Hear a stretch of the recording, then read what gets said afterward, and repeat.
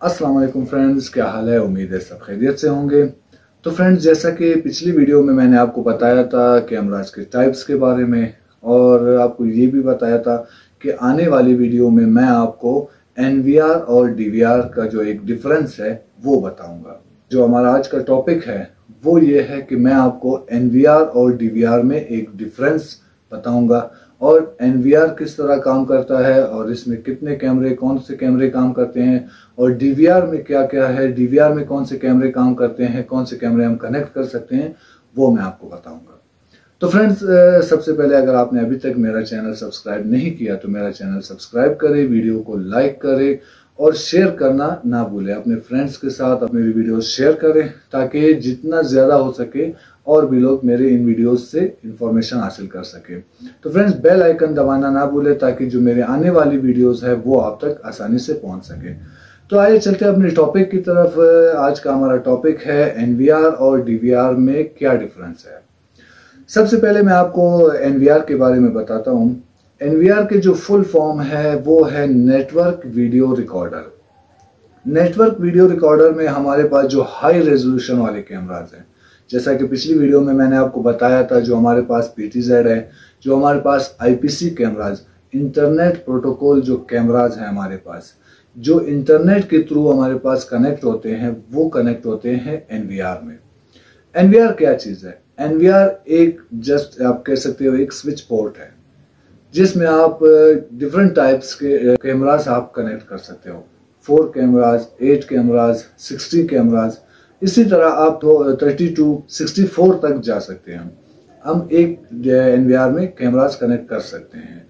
तो हमारे पास जो एनवीआर के जो IPC कैमराज हैं, जो IPC कैमराज हम एनवीआर के साथ कनेक्ट करते हैं, ये जो है थोड़ा सा एक्सपेंसिव है, थोड़ा सा महंगा है। जो हमारे पास एनालॉग कैमराज है जो डीवीआर में कनेक्ट होते हैं, तो ये कैमरा जो है ये थोड़ा सा उनसे एक्सपेंसिव है। उसकी वजह क्या है?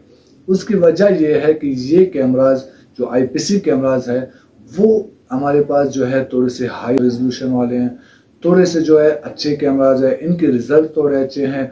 तो इस वजह से, और इनकी जो सबसे बड़ी बात, इनकी जो लाइफ, जो हमारे पास जो लाइफ है वो एनालॉग कैमरा से ज़्यादा है।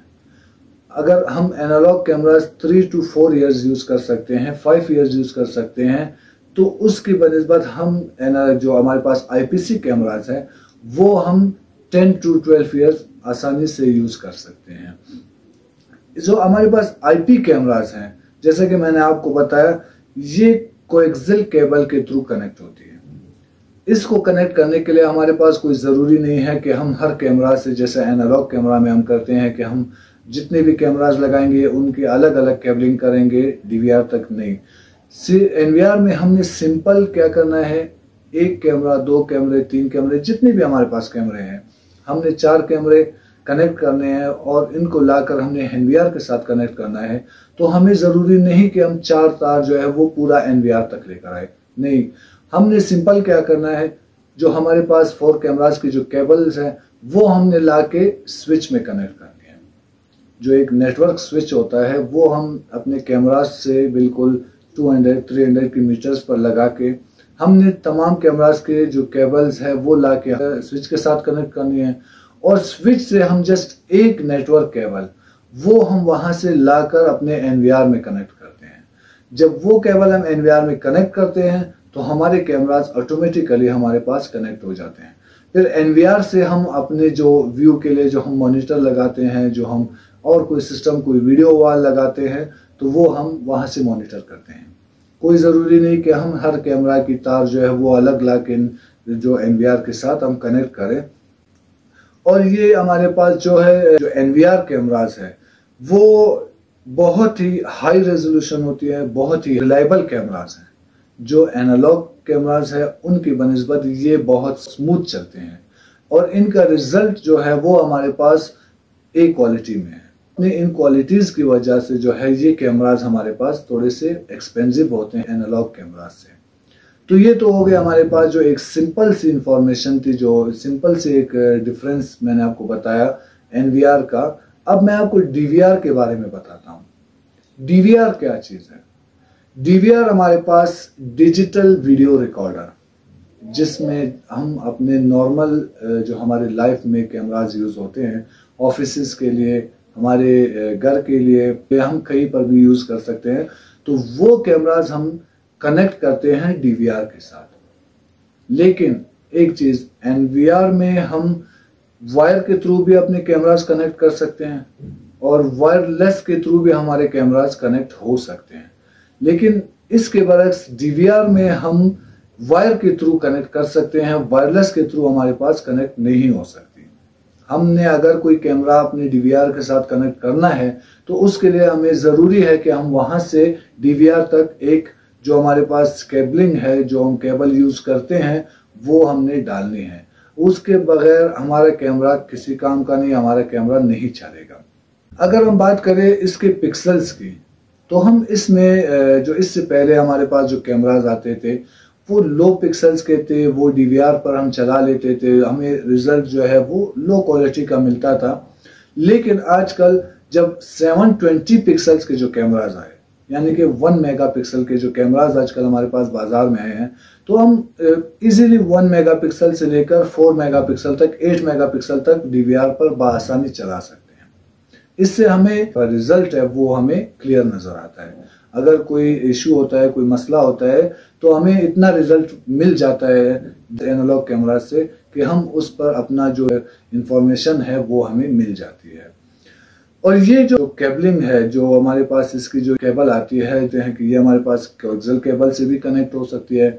इसके लिए हम कैट 6 केबल भी यूज़ करते हैं, कैट 5 केबल भी यूज़ करते हैं, हम नॉर्मल केबल्स भी हम यूज़ करते हैं जो हम अपने टीवी केबल्स वगैरह के लिए यूज़ करते हैं। हम उसके थ्रू भी अपने जो एनालॉग कैमराज है वो डीवीआर के साथ कनेक्ट कर सकते हैं। वो किस तरह कनेक्ट करेंगे, इसके लिए मैं आपको अगली वीडियो बना के दिखा दूंगा। तो जो हमारे पास जो डीवीआर है वो 4 पोर्ट से लेकर 64 तक हम जा सकते हैं। तो नॉर्मल 32 तक मैंने खुद देखा है यूज़ होते हुए, तो मैं 32 की बात करूंगा, 64 तक मैं नहीं जाऊंगा। नॉर्मल जो हमारे ऑफिसेज में, हमारे घर में जो डीवीआर यूज़ होता है वो 4 to 8 पोर्ट होता है। अगर आप बहुत ज़्यादा कैमरे लगा रहे हैं तो 60 पोर्ट्स, इससे ज़्यादा हमारे नॉर्मल लाइफ में यूज़ नहीं होता। लेकिन अगर बहुत ज़्यादा कैमरेज हो तो हम 32 का जो एक डीवीआर है 32 पोर्ट वाला, वो हम यूज़ करते हैं। वरना नॉर्मल लाइफ में हम 4 से 16 पोर्ट तक या 8 पोर्ट ये हम यूज़ करते हैं। जो हमारे पास एनालॉग कैमराज है वो थोड़ा सा लो बजट है, वो हमारे पास एक्सपेंसिव इतने नहीं हैं, वो हर एक के अफोर्ड कर सकता है।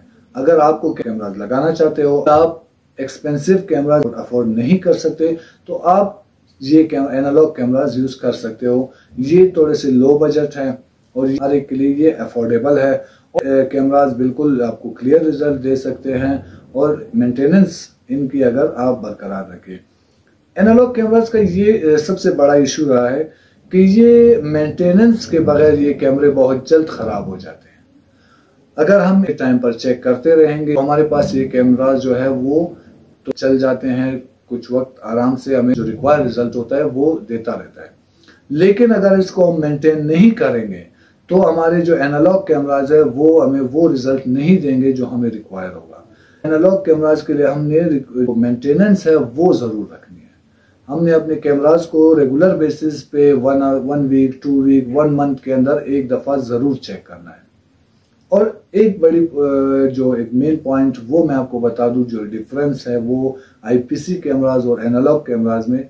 जो हमारे पास आईपीसी कैमराज की जो लाइफ टाइमिंग है वो हम नॉर्मली 10 to 12 ईयर्स इजीली हम यूज़ कर सकते हैं। के एनवायरनमेंट है बाहर के लिए हम यूज़ करते हैं। जो हमारे पास सेंसिटिव एरियाज होते हैं वहाँ पर हम जो आईपीसी कैमराज है वो यूज़ करते हैं। तो एनालॉग कैमराज जो है वो हमारे पास नॉर्मली यूज़ होते हैं ऑफिस के अंदर, घरों के अंदर, जो नॉर्मल लाइफ में हमें सिक्योरिटी चाहिए होती है, एक मॉनिटरिंग चाहिए होती है, वहाँ पर हम लगाते हैं। तो इनकी जो लाइफ टाइम है वो 4 to 5 ईयर्स है। अगर हम मेंटेनेंस बरकरार रखेंगे तो ये 5 to 6 ईयर्स तक जा सकता है। अगर हम मेंटेनेंस बरकरार नहीं रखते इसकी, तो ये कैमराज भी हमारे पास वो सिंपल 2 ईयर्स 3 ईयर्स के अंदर ख़राब हो जाएंगे। तो डीवीआर और एनवीआर में फ़र्क ये है कि DVR जो है वो हम नॉर्मल यूज़ के लिए इस्तेमाल करते हैं, उसके लिए हमें नेटवर्क की कोई ज़रूरत नहीं है। हम नेटवर्क लगाना चाहे तो हम लगा सकते हैं, और अगर ना लगाना चाहे तो कोई इशू नहीं है, हम अपना DVR चला सकते हैं, हम अपने कैमरे चला सकते हैं। और अगर DVR में हम जो कैमरे कनेक्ट करते हैं उसमें एक ऑप्शन ये है कि मैं उसके साथ जो है अपना मोबाइल, जो अगर मैं इंटरनेट उसके साथ कनेक्ट करता हूं तो मैं अपने मोबाइल से, अपने लैपटॉप से अब मैं इसके मॉनिटरिंग कहीं पर भी कर सकता हूं। अगर वो ऐसा नहीं है तो मैं अपने जो है DVR से अपने नॉर्मल जो मॉनिटरिंग है वो भी कर सकता हूं। लेकिन NVR के लिए मुझे ये चीज़ ज़रूरी, जो नेटवर्क है NVR के लिए जो नेटवर्क है वो मस्ट है। अगर आपके पास नेटवर्क नहीं होगा तो आप NVR नहीं चला सकते। ज़रूरी है, आपने नेटवर्क लगाना है, अपने कैमरास कनेक्ट करने हैं स्विच के साथ, आपके स्विच से आपके कैमरास नेटवर्क केबल के जरिए आएंगे, थ्रू आएंगे, कनेक्ट होंगे आपके जो है NVR के साथ, और आपका NVR जो व्यू देगा वो नेटवर्क के थ्रू होगा। तो ये NVR और DVR में जो एक सिंपल सा फ़र्क था मैंने आपको इस वीडियो के ज़रिए बता दी। तो अगर आपको मज़ीद इंफॉर्मेशन चाहिए, मज़ीद आपको जो है NVR, DVR या CCTV कैमरास के बारे में कोई भी इंफॉर्मेशन चाहिए हो तो आप सिंपल मेरे डिस्क्रिप्शन में मैं अपना WhatsApp नंबर दे दूंगा, अपना Instagram दे दूंगा। आप जो है मुझे Instagram पर भी फॉलो कर सकते हो, आप मुझे WhatsApp पर भी मैसेज कर सकते हो, और मुझे वीडियो पर भी कमेंट करके अपने जो इश्यूज़ है वो मुझे बता सकते हो। जो इन्फॉर्मेशन आपको चाहिए होगी वो आप मेरे साथ शेयर कर सकते हो, मैं आपको बता दूंगा। मैं अपना ईमेल जो आईडी है, ईमेल एड्रेस है, वो भी डिस्क्रिप्शन में वो अटैच कर रहा हूँ। अगर आपको कोई इन्फॉर्मेशन जो ईमेल के थ्रू चाहिए तो आप मुझे मेल कर सकते हैं, मैं ईमेल के थ्रू भी आपको जो इश्यूज़ है वो बता दूंगा, जो इन्फॉर्मेशन है वो मैं आपको दे दूंगा। तो ये थी जो NVR और DVR में एक सिंपल सी डिफरेंस थी, वो मैंने आपको बता दी। इंशाल्लाह आपसे मज़ीद बात भी होती रहेगी, मज़ीद वीडियोस में आपके साथ जो इंफॉर्मेटिव वीडियोस होंगे वो मैं आपके साथ शेयर करता रहूँगा। तो मेरी वीडियोस को लाइक ज़रूर करें और अपने फ्रेंड्स के साथ शेयर ज़रूर करें। तो अभी के लिए मुझे इजाज़त दें, इंशाल्लाह आपसे बात होगी अगली वीडियो में। अल्लाह हाफ़िज़।